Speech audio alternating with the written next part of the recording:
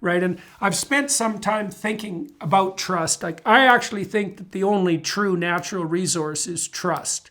That if people trust each other, they can make the desert bloom, Oh, and, that's right. yeah, it's definitely the case. And comedy is a endeavor that's predicated on a tremendous amount of trust, right? Because the audience has to trust the comedian, and the comedian has to trust the audience.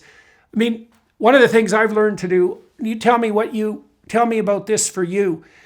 Before I go out on stage, I always remind myself that the people that are in the audience, and this might be easier for me, I think it's more true for my audience for a variety of reasons. They're on my side, and as long as I'm grateful that they're there and I'm communicating honestly, everybody is aiming at the same thing. Now, I know in a comedy situation it's more complex because there's going to be cynics in the audience, more. But like, what's your attitude to your audience, do you think? Like, how do you conceive of your audience, and how did you learn that? Well, I've been a comic for almost 40 years. So you learn it by trial and error and by going in front of different kinds of audiences and trying the same thing to see how it will work in front of this specific group until it works everywhere. So, it's trial and error. But it's Right. so many other things, like, that you could tell a joke, and if you don't do the right rhythm of the joke or have the right um, inflection, it won't work. So Right. it's like so many things that are combined in it. But I think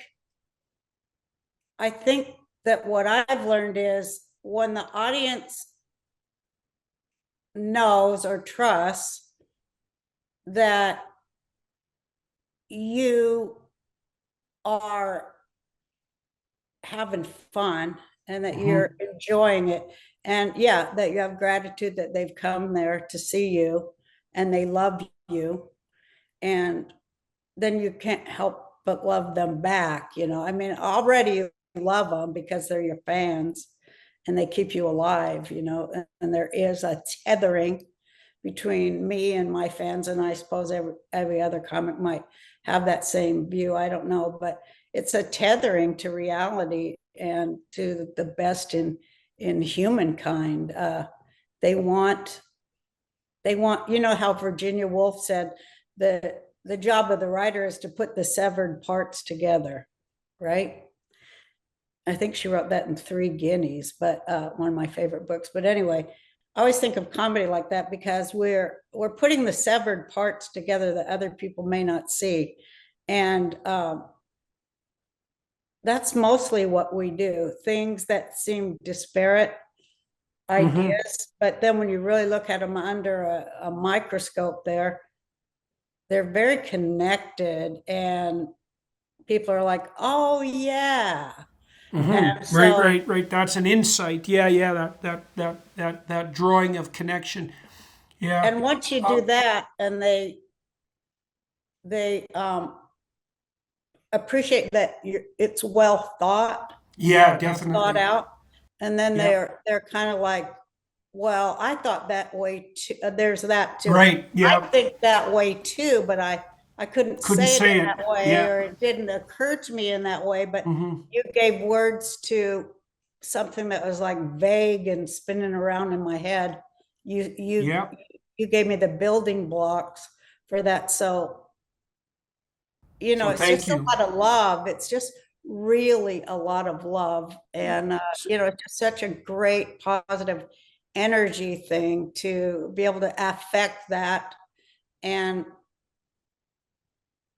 to watch it. People don't often, I know, don't hear them talk a lot about being on stage. I mean, we talk about some stuff like, doing a great set or killing or, having a good one or bombing or whatever, but don't talk about that relationship that you're building, this beautiful relationship. It is so spiritual uh, to watch people get it. to be the person in the arena. That's fun. Yeah, that's so Yeah. fun. Well, so my tour manager was a stand-up comedian for a long time, John O'Connell, and and he toured with stand-up comedians professionally as well as a manager. And there's a lot of similarity between what I do and what stand-up comedians do. And one of the similarities that I've really started to understand is I've talked to a variety of comedians. Jimmy Carr really helped me think this through because he's thought a lot about what he does and is able to articulate it well. Carr said that, and I know many comedians do this, and maybe you do this when you're preparing a set, is that he'll go when he's preparing new material, he goes to smaller clubs and tries out his new material, and some of the jokes land and others don't, and he just collects the jokes that land. And I thought that was so interesting because stand-up comedy looks like it's a monologue, but it's got that dialogical element in the initial practice because like he helped me understand that you could be a comedian by telling a lot of jokes and seeing which ones people laughed at and then just collecting those. And you don't need much of a hit rate, right? If you need to generate 90 minutes worth of material and you have 5 hours of jokes, you can just get rid of the 80% that aren't any good. The audience will tell you what's funny. And one of the things I love about the lectures that I do, which are spontaneous, is I'm always watching people, in the audience. I'm always talking to someone and I want to see them. I want to see their eyes light up. I want to see them be struck by something, right? I want to give words to something they already know but can't say.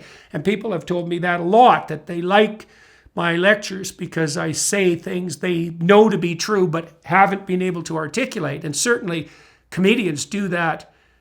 Well, they do that all the time.